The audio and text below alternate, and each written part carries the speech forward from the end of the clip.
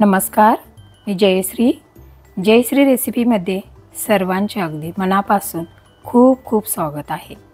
आजची रेसिपी आहे सर्वच जण आवडीने खाणार, उन्हाळ्यासाठी स्पेशल थंडगार, अचूक प्रमाण, अगदी सोप्या पद्धतीत दाखवते मी तुम्हाला फ्रूट कस्टर्ड सॅलड कसं बनवायचं आणि त्यासाठी काय काय लागले साहित्य पाहूया आपण आता त्याचा संपूर्ण व्हिडिओ आणि रेसिपीला करूया सुरुवात। Custard fruit salad recipe. सुरुवातीला आपण गॅसवरती कढई ठेवा, त्यानंतर त्याच्यामध्ये अर्धा लिटर दूध ठेवायचं। दूध कोणतंही असू दे, गाईचं किंवा म्हशीचं, तुम्हाला जे आवडत असेल ते दूध तुम्ही घेऊ शकता। अगदी अर्धा लिटरच मी इथे दूध घेतलेलं आहे। गॅसची फ्लेम बारीक ठेवा आणि कमी गॅसवरती दूध आपलं छान तापवून घ्या। तरी ते छान असं आपलं दूध आता तापलेलं आहे। आता यातीलच एक पळा दूध एका वाटीमध्ये काढून घेऊया, किंवा तुमच्याकडे घरी दुसरं दूध असेल त्यातील सुद्धा तुम्ही दूध घेतलं तरी चालेल। साखर तुमच्या आवडीनुसार याच्यामध्ये तुम्ही कमी जास्त वापरू शकता। तर अर्धा लिटर दूध आहे, त्याच्यासाठी मी जवळजवळ 100 ग्रॅम ही साखर वापरलेली आहे। आता पूर्ण हे असं मिक्स करून घ्या आणि गॅसची फ्लेम बारीक ठेवा। आता इथे एका वाटीमध्ये दूध घेतलेलं आहे, याच्यामध्ये आपण आता कस्टर्ड पावडर घालूया। तर हे 1 कप दूध आहे, त्याच्यामध्ये आपण 2 चमचे कस्टर्ड पावडर घालायची। अगदी परफेक्ट प्रमाण मी तुम्हाला सांगत आहे आणि हे चमच्याने असं व्यवस्थित मिक्स करून घ्यायचे। एकसारखं असं हलवून घ्यायचं, म्हणजे त्याच्या गोटळ्या तयार होत नाहीत।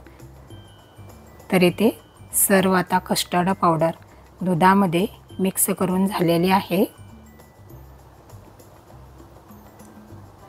हे पहा, अशा पद्धतीने हे मिक्स करून घ्यायचं आणि ते दूध पण आपलं आता छान गरम झालेलं आहे।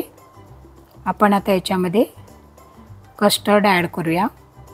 तर अगदी हळूहळू थोडंच याच्यामध्ये पळीने हलवतच कस्टर्ड मिल्क ॲड करायचं आहे याच्यामध्ये।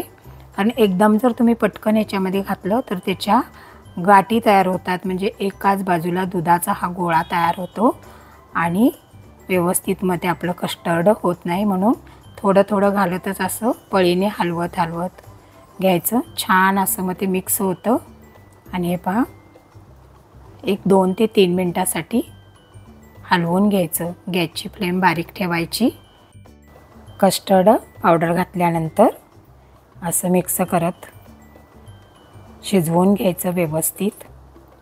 छान असं क्रीमी आपलं इथे दूध तयार होतं। अशा गाठी वगैरे अजिबात राहत नाहीत। सतत बारीक गॅसवरती 3 ते 4 मिनटं अशा पद्धतीने तुम्ही नक्की बनवा आणि कमेंट बॉक्समध्ये मला कमेंटही करा। तर आता गॅस बंद करा आणि एका काचेच्या बाउलमध्ये सर्व मिल्क कस्टर्ड काढून घ्या। मी दाखवते त्या पद्धतीने तुम्ही ही नक्की बनवा आणि कसं झालं तुमचं फ्रूट कस्टर्ड सॅलड तेही मला कळवा। तर इथे सर्व असं एका बाउलमध्ये काढून घेतलेलं आहे आणि थोडं थंड करून घ्यायचं आधी। थंड झाल्यानंतर झाकण लावायचं आणि अर्धा ते 1 तासासाठी आपण फ्रीजमध्ये ठेवायचं। तर हे आता थोडं थंड झालेलं आहे, झाकण लावून फ्रीजमध्ये ठेवूया आणि पुढची तयारी करूया। आता मिल्कही आपलं तिकडे थंड होत आहे, तोपर्यंत इथे सर्व जी फळं आहेत ती स्वच्छ धुवून घ्यायची। तुमच्या आवडीनुसार तुम्ही याच्यामध्ये फळं घालू शकता। तर मी इथं ॲपल, द्राक्षे, चिक्कू, केळी आणि डाळिंब घेतलेला आहे आणि सर्व फळं अशी ही बारीक अशी कट करून घ्यायची। अगदी बारीकच ही सुरीने अशी व्यवस्थित कट केलेली आहेत फळं। आपलं आता दूधही थंड झालेलं आहे, तरी ते छान असं आपलं कस्टर्ड मिल्क थंड झालेला आहे. ह्याच्यामध्ये तुम्ही जेवढं तुम्हाला खायला घ्यायचं आहे तेवढंच तुम्ही एका छोट्या बाउलमध्ये मिल्क कस्टर्ड काढून घेऊन तेवढंच तुम्ही सर्व फळं मिक्स करून थोडं थोडं सुद्धा घेऊ शकता. जर तुम्हाला एकदम खायचं असेल 4-5 लोकांसाठी तर तुम्ही सर्व फळं याच्यामध्ये घालू शकता. तर इथे आता सर्व फळं ही मिक्स करून घ्या.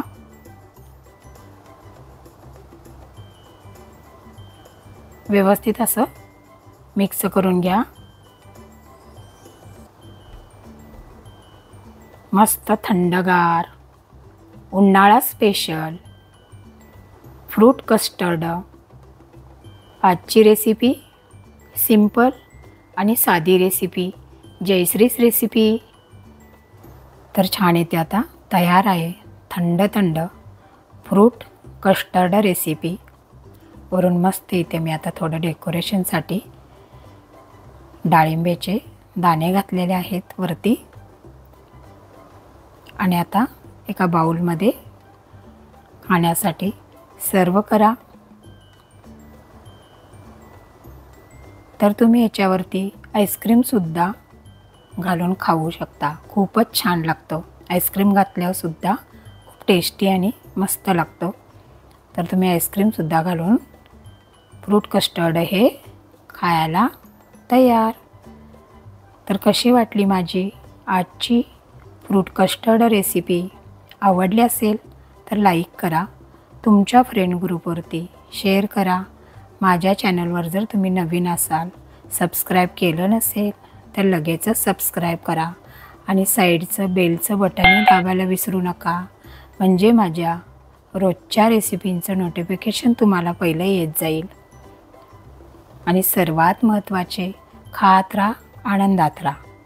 आणि संपूर्ण व्हिडिओ पाहिल्याबद्दल धन्यवाद.